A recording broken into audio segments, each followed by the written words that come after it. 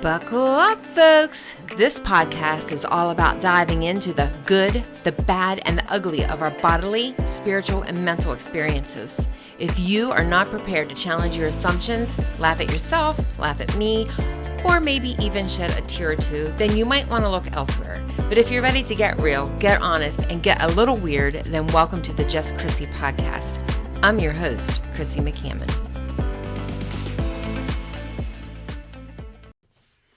Hello, friends. Welcome back. This is Chrissy, your host and the owner of Rooted in Wellness. I have been enjoying these podcasts. I hope you have been too. I would love to hear back from you.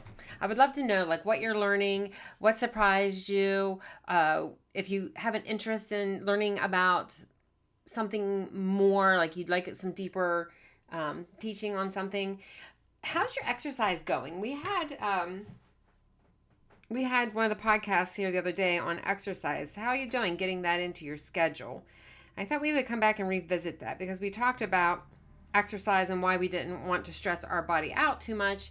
But today I'd like to talk about other benefits of walking. So we talked, if you listened to the other podcasts in this 30-day reset, we talked about, starting, get a pedometer, and then just go walk until you feel like it's stressing your body, because we don't want to stress your body.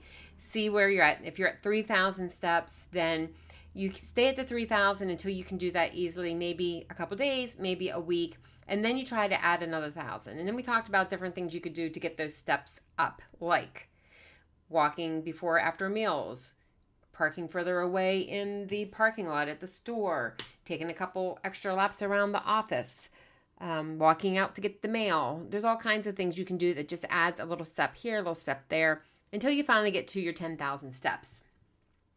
So I love including the walking as part of our wellness plan, because people usually come to us after they have been in a high state of stress for a long period of time, often feeling discouraged. And so because they are just looking for answers, and by the time they come to me, they're exasperated, trying to find their answers usually.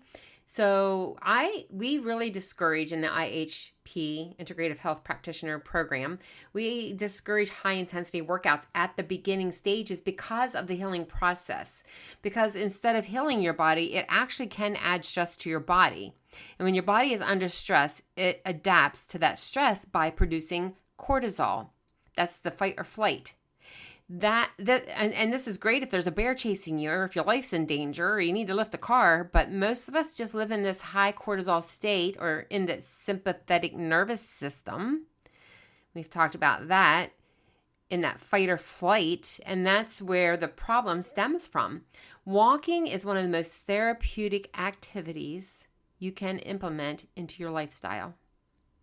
There are some common benefits to walking that most of us we know, like walking can help us lose weight or reduce stress. But how? How does it help us reduce stress? Well, when you walk even 20 minutes, you significantly lower your cortisol, or that fight or flight. Cortisol is a hormone that assists your body in adapting to stress. It is produced by our adrenal glands, aka adrenal stress. So walking takes your body from that sympathetic, the fight or flight mode, into the parasympathetic, which is the calming mode. You'll feel calmer and less stressed because the body is not stuck in that stress reaction mode. Oftentimes when we think of exercise or activity, we think, oh, it's got to be really, no, just go for a walk. It is so calming. It also improves creativity and problem solving. So when you're under stress, it is almost impossible to be creative. And I will tell you that from personal experience. I loved art when I was younger, and then I got away from it because I just was in this totally stressful life. And when you're stressful, it is really hard to be creative because you don't even have space or margin in your mind to be creative. So walking creates space between you and problems. And in that space, you're able to create. And you will also you'll problem solve, because the answers, once you calm down, your answers will come to you, which is also being creative. It improves mood, lessens anxiety, lessens depression by releasing brain chemicals called endorphins that stimulate relaxation and improve our mood. We've talked about that a little bit too. And then the mitochondria, which is, by the way, the energy creating factory inside your cells. And you'll hear a lot of talk about we have to heal the mitochondria. Absolutely true. Most dis-ease or imbalance or discomfort inside the body is created due to damage to the mitochondria or the metabolism.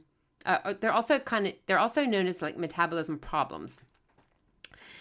This comes from deficiency and toxicity, lack of fuel, lack of oxygen. Walking enhances the quality and efficiency and number of your mitochondria. Healthy mitochondria equals a healthier person. By the way, when you're walking, breathe through your nose. Breathe through your nose as much as possible to get that oxygen in there. It increases microbial diversity. That's the gut. It supports the immune system, digestion, and energy by the stimulation and the growth of the good bacteria. Walking does that for you.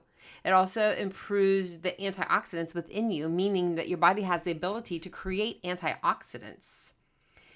It increases your natural killer cells, or otherwise known as the NK cell. These are white blood cells that will kill off tumor cells and viruses.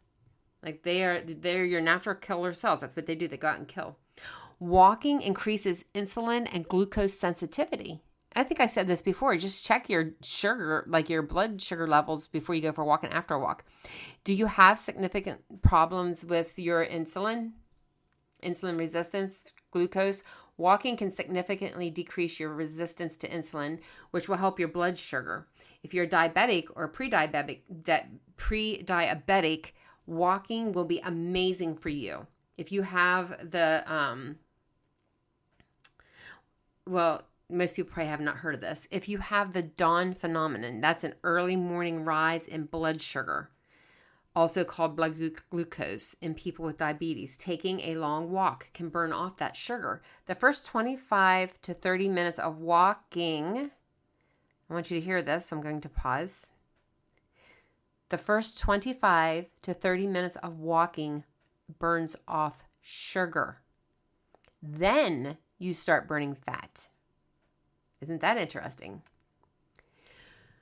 When you walk, you're getting a good balance of oxygen and CO2. And CO2 transports the oxygen deeper into your tissue cells. So breathing through your nose will get you 20% more oxygen when you're walking.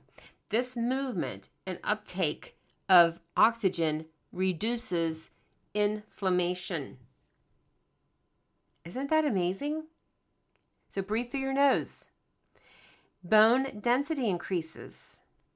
It enhances vision because you get more oxygen to the brain. Your retina is part of your brain because your insulin is reduced. It will help your eyes. It increases the body's natural opioids or painkillers. It strengthens your foot and ankle muscles, which stabilizes your back and neck.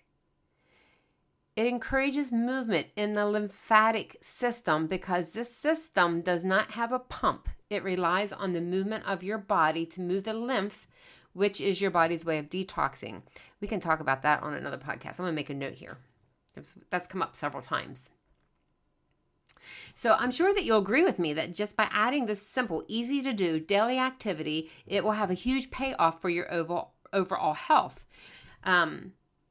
Get started today. Do you need help? Oftentimes, I find that if I have someone to walk with me, it makes it much easier. So find someone, an accountability partner that'll walk with you.